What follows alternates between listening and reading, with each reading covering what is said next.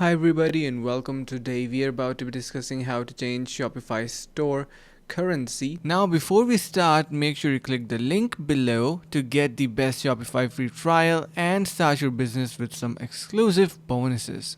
And this is easier than you think, so basically all you need to do is simply head over to your settings, and once you do that, you can see we are on to our settings section, and from here we are going to be scrolling down, and here we have this, you can say, like markets. So basically this is used for your currency. You can say how you have United States and dollars. You can incorporate here another market, choose the country, and you will have your currency incorporated onto your store. Or what you can do is simply head over to your search bar, and from this you can incorporate an integration that is going to be providing you the currency that you are looking for. So once you do that, you will have your change Shopify store currency options. So I hope this is going to be helping, and hope this video was helpful. Finally, make sure to click the link in the description below to take advantage of our exclusive Shopify free trial to start your business right away.